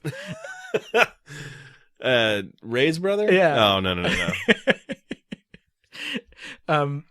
I think that if you wanted to go with a creepier, more of a downer, the reveal of Birdman just sitting in the toilet, it just means that, well, he's never going away. You're still successful. You've achieved what you wanted to achieve, and he's still there. Yeah. Silently judging you, waiting for you to relapse. Yeah, that is a downer. Right, and then he's like, well, fuck it. I guess I'm jumping then. Yeah, I did enjoy that ending greatly. Thought it was creative, and just the movie, the tone it had set. I joke a lot about tonal inconsistencies in it, but it definitely sets a tone, and it's not necessarily one of realism. It's these real life emotions and these real themes and messages, but they're placed in the middle of this man's like hallucination of life. And so that ending fits. And I guess it says the artist always flies highest. Something like that. He will rise above criticism. That's where you belong, above them. Emma Stone was really good, but I didn't know if that necessarily warranted a Best Supporting Actor nomination. Yeah. On the other hand, I mean, it's hard because you haven't seen The Theory of Everything, but I think Keaton was robbed that year. I can tell you he was robbed just based on it being Eddie Redmayne. But you're biased. That's the problem. You am. just hate Redmayne. Fucking Hugh Grant 1.5. He's good in The Theory of Everything. I'm sure he's good in a lot of things, but like it's just Eddie Redmayne. Can't do it, man. And also, being completely honest, dropping all shtick and whatnot, the story of Stephen Hawking to me seems like one of those that is very inspirational, but also depressing as fuck. So, it is. Yeah, I always have a really hard time motivating to watch extremely depressing bio pictures. I wouldn't have watched it if it hadn't gotten nominated. That's how I ended up watching it. And everybody told me it was good, and it is good, not just for his performance. The movie itself is good, but it's a rough watch. Yeah. Even as much as they try to lighten it and make it into a tale of triumph, but yeah, big downers like that, especially in my older age now, it can like fucking wipe out blocks of days of my life. Like after I watched fucking Manchester by the Sea, I was just like, left no funk. Yeah, like it's not fun, man. So bringing it back to Birdman, though, I mean, I can't really find, for all the joking holes I poked in the first half, if I were extremely cynical and did not care for the message it had, I could probably extrapolate those and go deeper into that. But that was just basically the only way I could really come about like an argument to make against it. But those aren't things that bother me. And I agree with what the movie's saying, except for putting down cartoons. I'm not a fan of that because I know that the character's supposed to be the villain, but there are still people that, perpetuate the idea that the Oscars died in 92. When Beauty and the Beast was nominated for Best Picture, and it's just like, that's such a dated way of thinking. That said, there are plenty of animated movies that are made with just the intention of cashing in and living for the weekend type of thing. At the same time, yeah, Beauty and the Beast, I mean, we could be here all day listing animated movies that are good, that have actual true artistic merit. 99% of Pixar's output. God, yes. So I think that was just an automatic defense mechanism. Like, whoop!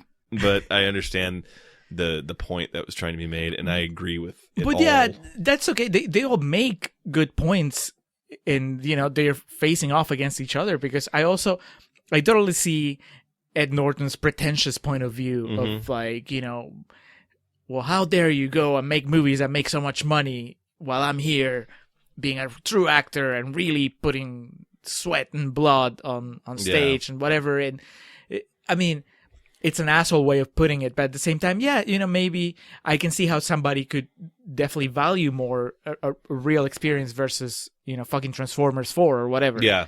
And then you have Keaton, and there is something to be said for who wouldn't take that paycheck. Mm-hmm.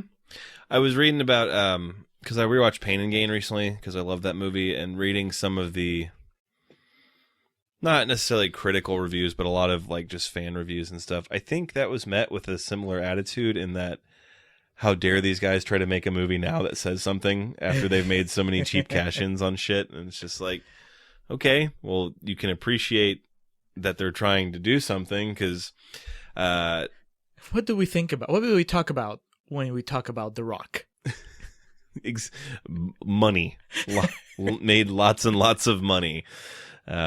But he's like legitimately good in that. They all are. And that kind of feeds into what we're talking about with this movie. I can understand, though, especially from people in the industry, resentment towards those that do, just big blockbuster budget movies that feel what they do has more merit and they deserve the limelight and the spotlight. But ultimately there's room for both, and because the movie has to pit them against each other. Mm-hmm. Obviously, they won't let anybody take the middle ground, but it certainly doesn't feel like it now. And it's 5 years after that movie, and it feels like it's an even more flooded market now.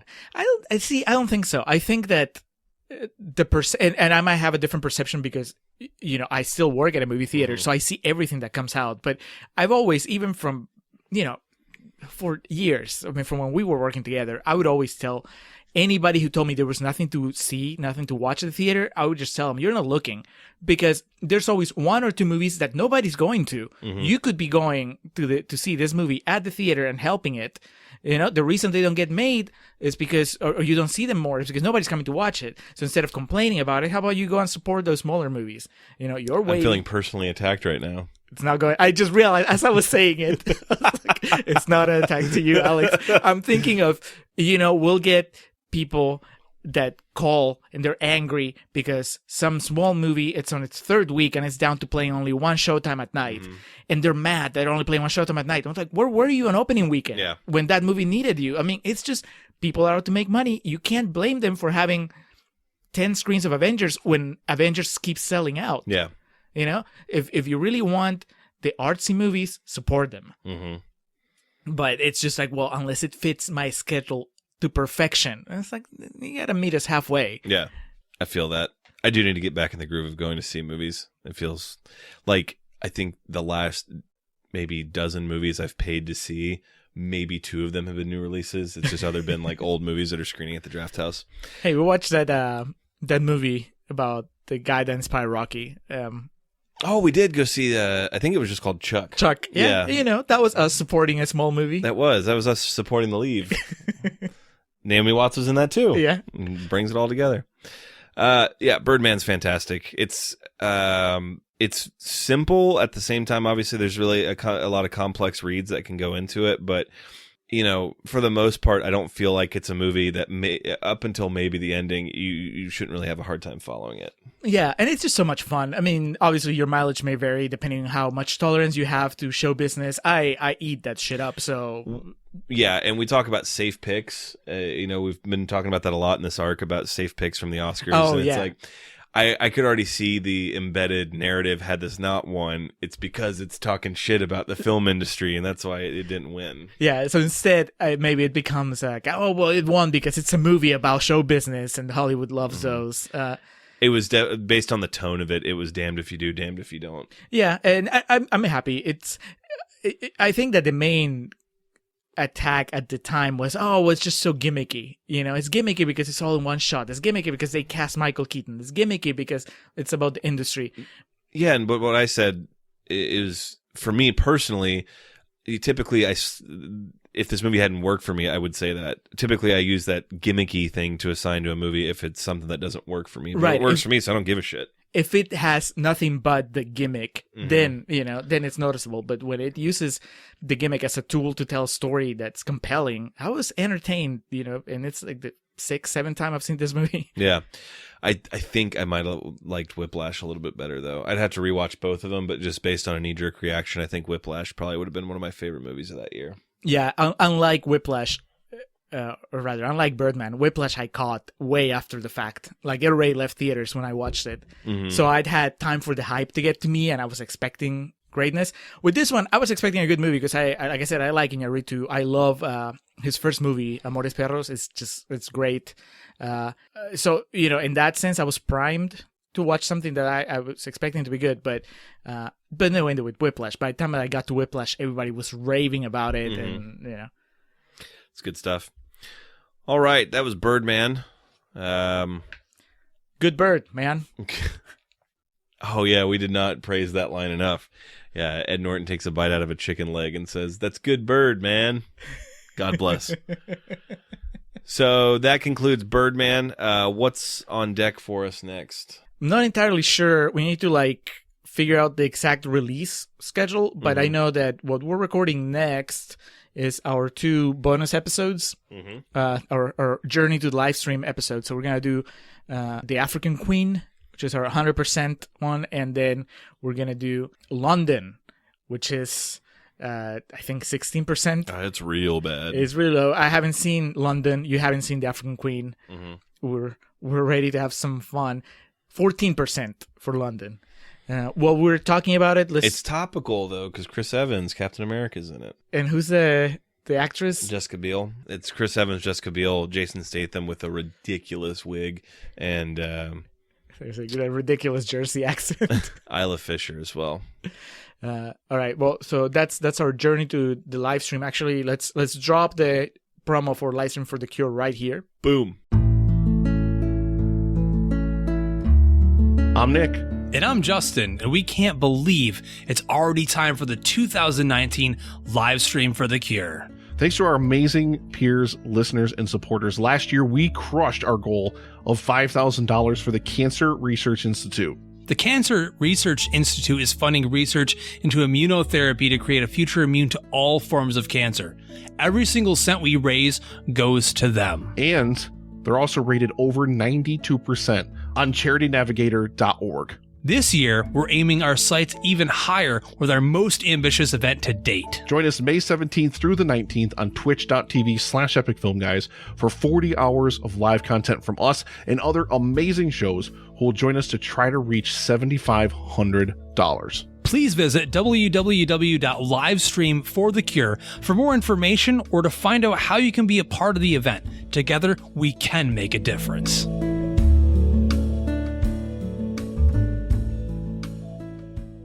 So that was the live stream for The Cure 3, going on from May 17th to May 19th. We will be on May 18th, that's Saturday, from 5 p.m. to 6 p.m. Eastern Standard Time. We will tell you which movie we're doing soon, not just yet.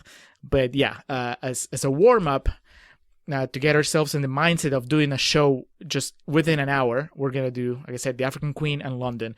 Not sure when those get released. Also, we are recording our final. This was the official ending to the award season, and then we have our unofficial ending, which is our Green Book episode, the most recent Best Movie Academy Award winner, and our friend and former guest Eddie Strait will be joining us for that. Edwin Strait. Yes, so that will also get released soon. So those three are in the pipeline. And then as far as like official episodes, I sent you a text, Alex, and you didn't reply to it, so I'm going to put you on the spot right now.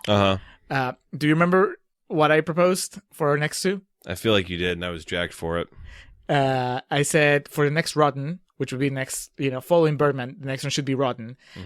I said Annie. Okay. The Jamie Foxx musical, which is in the doldrums. It's like 10% or something. Rose Byrne was in that. Yes, and my boy, who's in real life, he's married to Rose Byrne. I don't know, a lucky man. Yes. Oh God, who do I love? That's like kind of like an underappreciated actor. You're making me go through like 5 years of back catalog here. It'll come back to me anyway. And then we would follow that with Aladdin, the original Disney Aladdin, which isn't like 90s, 94, 95. Because I thought it would be a nice tie-in to the live-action Aladdin that's getting released sometime around that. Barf. Have you seen the pictures? Yes, I've seen the trailer for it. Not a fan? No. Make something original. Hey, you don't know where they're going to take this? Okay. It's not like they're CGI-ing like a brand new Robin Williams or something. I mean, just having Will Smith play the genie and knowing that he's not aping Robin Williams, he's just doing his own take on the genie. I think that's enough to... I'd rather see an original Disney movie with Will Smith in it. Well, I mean, maybe we'll get there. Hopefully one day. The Fresh Prince adapted to Disney. The Fresh Prince of Egypt. That was DreamWorks, never mind. Yeah. But yeah, we could settle on those. Okay. And that should probably, take us through June or May. We'll see. Okay. The schedule, but okay, let's settle on Annie and... Yeah. So, if you haven't seen them yet, or if you saw them a long time ago and you want to refresh your memory in order for upcoming episodes, The African Queen, a Humphrey Bogart, Katharine Hepburn classic. London, Captain America, Jessica Biel classic. Annie, a Jamie Foxx musical that bombed. Yeah, hard. And Aladdin. Aladdin, Disney classic. Yes, and Green Book, but everybody's seen Green Book. I haven't. Best year of 2018. Well, you're the last one. The last jump on that bastion. wagon. Yeah, I'll definitely have to watch that in preparation. Before we get to plugs, I have a couple of things, a little bit of feedback. You might remember during the Hudson Hawk episode, we were kind of at a loss when we were trying to think. I threw out the idea that maybe Bruce Willis was not the ideal choice to play Hudson Hawk. Mm-hmm. And then we're trying to figure out who would play Hudson Hawk. And it was just like, well, we can come up with anything. So I said, well, maybe we should ask the guys from the Recasting Couch. And then it turns out that they had already done an episode on Hudson Hawk. Nice. So here are their top 3 picks for as a replacement for Bruce Willis, they would have Michael Keaton As Hudson Hudson Hawk. Hawk. Okay. I can see it working. Yeah. We just saw him, Yeah. that would have been great. Kind of like left field pick, Tony Danza. Okay. I mean, do you think that would have affected his career one way or the other? There's no way of knowing now. And finally, this tickled me to no end, John Travolta. Oh man, that would have been incredible. I can't even imagine, but yeah, that'd be wondrous. The song and dance numbers and all that stuff. It made for him. Also, oddly enough, on the same week we released the Hudson Hawk episode, another podcast called Flicks X-Rate released a Hudson Hawk episode. Nice. And they were both retweeted, and they added the podcast Movie Geek and Proud, who also did a Hudson Hawk episode. So basically, you could have a trilogy, It's a popular. a quadrilogy if you added the Recasting Couch episode of Hudson Hawk goodness. Also, it was funny because there are many things that all podcasts have in common. Everybody calls out the musical numbers as being great. Everybody calls out, the comedy as being like cartoonish or whatever. But then there's some things that only certain podcasts mentioned. Mm-hmm. Even though we mentioned it to each other while we were watching the movie, I completely forgot when we were doing the episode. I think Flicks X-Rate mentioned it. There's that really awkward line from the guy that plays Zangief where they're spying on Bruce Willis and Andy McDowell. And You want me to rape them? Yes. Yeah. What the fuck is up with that? That's been stuck with me since we watched that movie and been unable to make any sense of it. Yeah. But anyway, a good time. So, if you like Hudson Hawk, if you like our episode, there's more out there. And then our friend Hans Rodgieser from Nacion Combi, he sent you a few messages about Walter Mitty. I guess he just listened to the episode. Mm-hmm. And apparently he's read the original story, the original Walter Mitty story. From Playboy? I guess the Playboy one. But, in Peru, that was just like, I don't know. Highlights magazine. Highlights.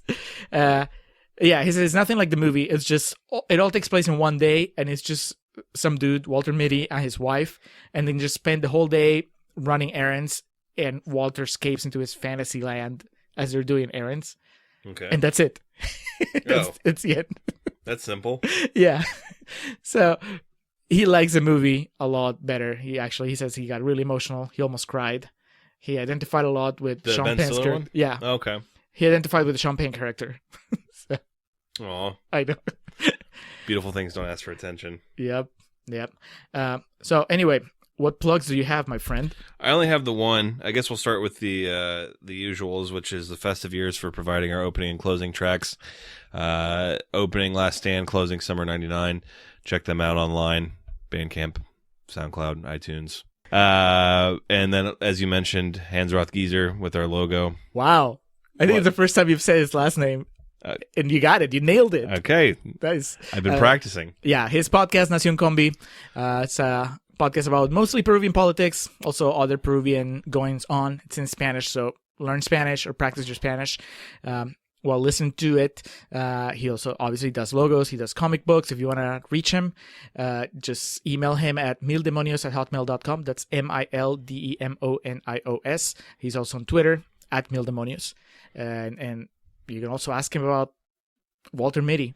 He has a lot of opinions about it. And good, because it's a fucking great movie.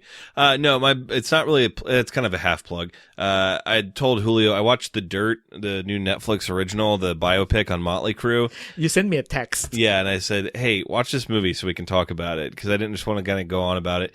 Now, I am assuming I am safe in assuming... I'm safe in assuming that you are not as big of a Motley Crue fan as I am. I couldn't pick them out of a lineup, out of a musical lineup. You know what I mean? Like, okay, because all the songs were Motley Crue songs in the movie, right? Yes. 99%. Yeah. Meaning that you are not actually familiar with as much of the real life happenings. So a lot of that movie is probably news to you. Right. I know Tommy Lee and Pamela. Did you know Nikki Sixx died? No. Okay. So I guess we'll start off with, what did you think about it? That seems unfair. Okay. Because your text made me think that at the very least you were kind of excited about it. And it's not that I wasn't, but I went in expecting to watch kind of, what you've called in previous episodes, like disposable TV, and I was like, this is gonna be a disposable movie. I'm gonna be playing on my phone while this shit happens. Also, I'd listened to our buddies from Netflix and Swill did a spotlight review on it. Okay. And so I already kind of knew the format. They were talking about the unreliable narrators and breaking the fourth wall, wall, and how the movie it was directed by Jeff Tremaine of Jackass fame. Yeah, and they talked at length about the opening with Tommy Lee going down on that girl and the squirting. Oh yeah. And they're like, how do you top that? You just basically you peaked within the first 5 minutes of your movie. So I had like a pretty good idea of what I was getting into, and I wasn't expecting much, and that's pretty much what it delivered. Yeah. To me, I did get the feeling that if you were a bigger fan of the band, a bigger fan than me, which is not hard, you probably get a lot more out of it. If it was the exact same movie about Aerosmith, I would have been all in. My sister said the guy who played Mick Mars, the older one of the band, is like of note, like he's from Game of Thrones or something. No, she's thinking of someone else. There's no way that that's him. Okay. Oh, no, actually, maybe that is him. Yeah. It's one of the bad guys. Okay, start talking. I'm going to look this up because there's no way. I can't believe that I missed that. Yeah, she seemed really excited when he came on the screen. Anyway, for Jeff Tremaine, I mean, I don't know what we could really expect. So, as from a have you seen all the Jackass movies? Fuck yeah, dude! I grew up on Jackass. That shit came out at a very important time in my adolescence, so I'm very loyal to it. Anyway, your sister was right. Mm-hmm. It is Ewan Ryan who played Ramsay Bolton in the show. One of the most terrible villains. Terrible, as in he was a terrible person. So yeah, and he was my favorite actor. I thought that he was the best out of the band, as far as acting wise. The guy who played Nikki Sixx and the guy who played Vince Neil were all either English or Australian, and I thought that was funny. Do you know who the guy who played Tommy Lee was? He goes by his shoot name in the movie, Colson Baker, but he's a rapper named Machine Gun Kelly. Have you ever heard that name before? Yes, but I couldn't put a face to it. Yeah, that's fine. He was unequivocally the highlight of the movie. That being said, cause him or what the movie gave him to do, because I felt like the movie kind of liked him better than everybody else. What he did with the character, and he nailed Tommy Lee, especially young Tommy Lee, and especially being that he's not an actor. That's why I was just like, okay, that was awesome. It's fine. I think it's at 40% on Rotten Tomatoes or whatever. It's one of those movies it got me so fucking hyped in the first half. And I was like, oh my God, this is fucking great. And then the second half, it's just all these famous stories about them just shoehorned into the movie. Like the guy who plays Ozzy snorting the ants and shit. That's a real story that they just seemed intent on, because it has nothing to do with the flow of the movie. It starts, and the first half is growing up, meeting each other, starting this band. Yeah, I agree. Yeah. And then it just falls off the rails. Then it's just okay, now it's just a collection of crazy anecdotes. Yeah. Until we get to the breakup of the band and then the reunion of the band. Yeah, and it's not funny, but it is the movie. It's Vince Neil killed a guy and then his daughter died, but and then they just got back together. And then they cut from 80 or early 90s crew to fucking their 2005 reunion tour, and it's just okay. It definitely started off well and had some good intention behind it. I was just kind of tickled pink that a Motley Crue biopic came out, and most of what I know about them is I remember watching their behind the music fucking 10 times when I was younger, and also just reading about it online. But it definitely made me want to read the book about it. I've just heard that some of the stuff in there is just beyond X-rated, but too graphic for Netflix. Yeah, exactly. I guess the whole reason I was encouraging us to discuss it was just this kind of fad we're moving towards these Netflix originals. And, if that's the direction it's going, where we get something like that, I think that's pretty cool. I think it's going to kind of change the game in terms of, I think people are going to view it differently. It's just a Netflix original. It doesn't really matter. Yeah, no, they've certainly, Roma was a Best Picture nominee. It walked away with a handful of awards, the past award season. It was just, I think they're a big player. Anybody who doesn't see that at this point is just... But yeah, I was curious what you had thought about going into it, especially because I was assuming that you weren't a big Motley Crue person. I think if you are, you're definitely going to get more out of it. And there were a couple cameos in there I enjoyed, but there's nothing more upsetting than a movie that starts good and then falls apart. Yeah, I definitely, because I watched it in 2 sittings. I watched the first half. Oh, I know. And then I remember talking to Eddie about it, like saying, hey, I'm watching this Motley Crue movie. He said, oh man, that looked terrible. I was like, it's not great, but it's got a lot of energy. Yeah. I'm having a good time watching it. And then I watched the second half. I'm like, what happened? was I not paying attention? Yeah, it was like, how tired was I last night when I watched the first half? And the guys from Netflix and Swill didn't care at all for the storytelling, and I think that their movies have done it better, but I think they were trying. The whole, especially at the beginning, it's fun to see basically each member of the band have their own version of how things happen, and they bring you. I really like the, Ewan Rion, what's his name? Mick Mars. Yeah, Mick Mars. The fact that you meet him and then instantly you find out that he has that problem with his spine. That suddenly adds so much to the character. Every time I saw him, I was like, that's really cool. And I was pretty let down that basically it just almost gets resolved off camera. Yeah. They go pick him up from the hospital. He gets up from a wheelchair, and you never would have known that he was sick. He just dies off screen. Yeah, it basically, the first half does this job of creating this interesting style of storytelling in movie, and then it's just like, all right, second half now, we got to figure out how to get all these famous stories put to film and what have you. I enjoyed it. I would recommend it to fans of Motley Crue and also just anybody, because it's like an hour and 40 minutes. It's one of those movies that's too short to be offensive. And you don't have to. It's one of those movies also you can just throw in the background. Yes, because you don't it does have not to require meticulous attention. It's no Birdman. Yeah, and I mean, worst case scenario, you don't like it, but you still get to listen to Motley Crue songs for an hour and a half, so it's fucking great. Yeah, I mean, I know I just sounded dismissive when I said that I couldn't pick them out, but that's really big. I mean, it doesn't mean that I don't like the music. The music was fine. It sounded like a band that I could have liked if I got into it. Yeah, dude. I think I stood up and started headbanging when they played Livewire. I was just like, fuck yes! That song goes hard all day, all night. All right. I believe that was it for myself. I had been so fucking busy recently, so. I also have a half plug, but that in the sense that I haven't finished the season. But there's this show on Netflix. Netflix getting all the this show is sponsored by Netflix. It's called You, YOU, and it's 10 episodes. I've watched 5 of them, so I'm literally halfway through the season, and it's bingeable. Honestly, if I'd had like one more day off, I probably would have blasted through the second half of the season. It sets up its premise pretty quickly. This dude works at a bookstore, pretty tech savvy, pretty like good at scheming, becomes obsessed with a girl, and you through the entire first episode you realize that he's a creep, but it's all told from his point of view, and you get this running voiceover that's pretty fascinating because obviously his voiceover paints him as the good guy even as he's doing really reprehensible stuff, and the girl only sees the good parts of him, so she's also kind of like slowly charmed by him. It's a lot of fun. It's just I don't know, I'll have to wait until the end of the season to see what exactly the show is saying about relationships and perception in this day and age. There's a lot about social media that comes into play during the story, but more than anything, it's just fun because you see this guy manipulating his way into this girl's life, and the friends that kind of distrust him and the friends that embrace him, and then all this other stuff going on. It's I was just glued to the screen, just interesting. It's like more, give me more, and then ends with a cliffhanger, and you're like, okay, well, what happens next? So at least I can vouch for the first 5 episodes.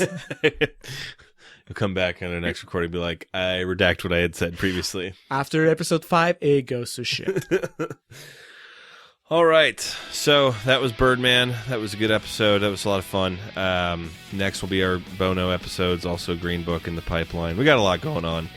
And the podcast for the cure.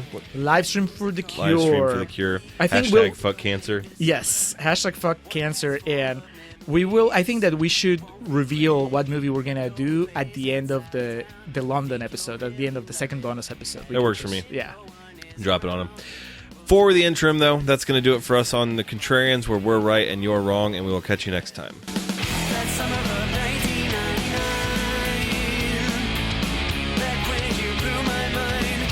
Told me secrets in the dark. I'm just fine.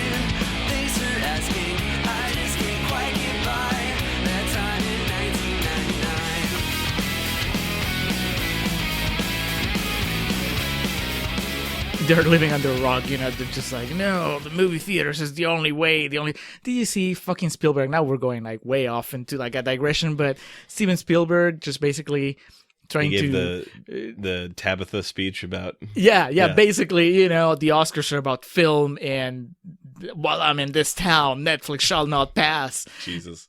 It's ridiculous. And also heartbreaking because Spielberg, master innovator from decades ago, and now suddenly he's an old man that just can't. Well, it's just that you gotta change with the times. Like the martyr that was the Dark Knight of the next year, we had to expand the Best Picture. It's the way it's going. Quick ranking of the Jackass movies. The movies? Yeah, the movies. Shit. The first one's probably my favorite, just because I'll never be able to erase that sentimental attachment of going to the movie theater and like seeing it and like hearing them say fuck for the first time, because it's always censored on the TV show and whatnot. By the end of it, they were just getting fucking disgusting. The best thing they ever did in the movie 3D, in the movie franchise, was not even in one of the movies, but it's like from a behind the scenes of part 2 when they were in India. They got the guy who had the world's longest fingernails that were like fucking 6 feet long, and they didn't know what to do with them. And they're just talking about like they had no idea. And then they just cut to the shot of him pouring beer down him, and Steve-O's at the bottom of it.